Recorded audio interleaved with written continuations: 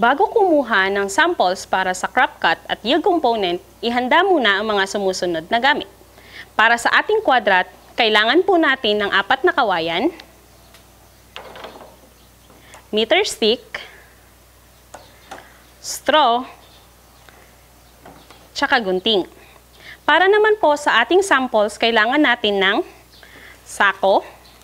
Siyempre po, kailangan din natin ng shipping tag or label. Dito po sa shipping tag, dapat nakasulat kung ano yung season, ano yung variety, ano yung yugto ng buhay ng palay, ano yung pangalan ng treatment po natin, at saka yung date ng sampling. Kasama na rin po yung bilang ng samples. Dito naman po, para sa yield component, kailangan natin ng net bag. Siyempre po, kailangan din natin ng lingkaw. At sa processing, kailangan natin ng bilao, weighing scale o timbangan, paper bag na 2 klase, merong maliit at merong malaki. Dito sa malaking paper bag, dapat nakalagay din kung ano yung information na nilagay natin sa shipping tag. Dito naman sa maliit na paper bag, dito po natin ilalagay yung 1,000 grains.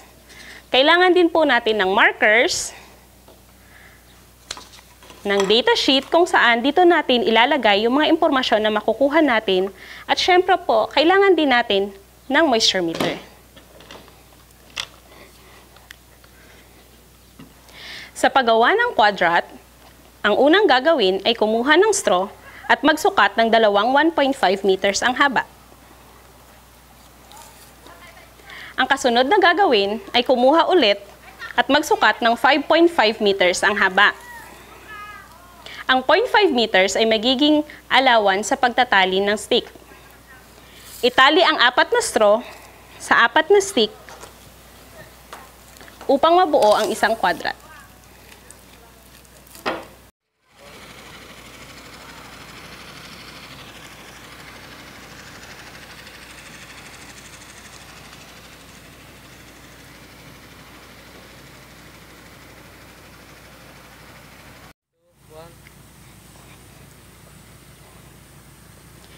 Sa pagkuha ng crop cut, siyasatin muna kung nasa gapasin o mature grain na ang yugto ng buhay ng palay. Siguraduhin na mayroong 1 meter ang layo mula sa pilapil o mula sa border plants. Kumuha ng 3 magkakaibang lugar sa isang plat o sa isang ektarya. Siguraduhin walang missing hills o patay na suwi ang makukuhang sampling area. Ilatag ang kwadrat na mayroong at least 1 meter ang layo mula sa pilapil.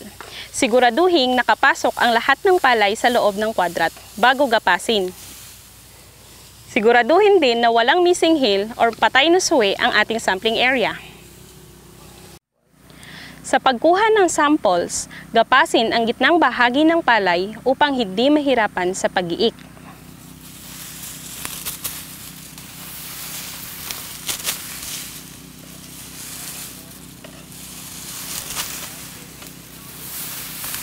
Pagkatapos gapasin, siguraduhin walang naiwang mga uhay sa loob ng ating sampling area.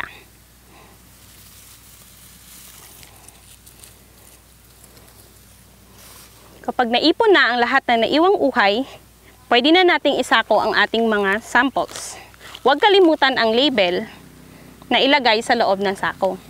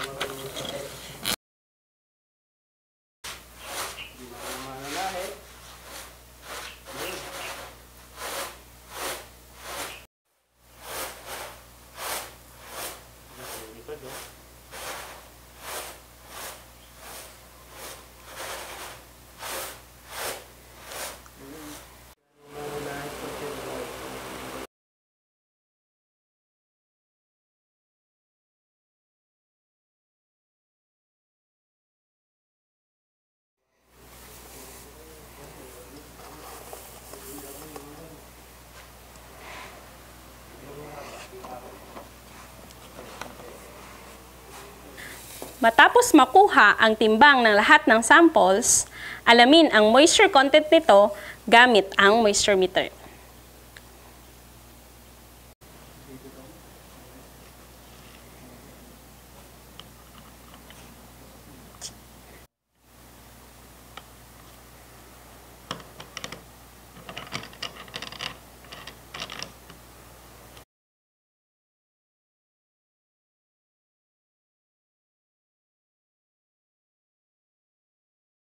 Matapos makuha ang average na timbang at moisture content ng tatlong crop cut samples, pwede na itong gamitin para ma-compute ang estimated na ani ng isang plot o isang ektarya.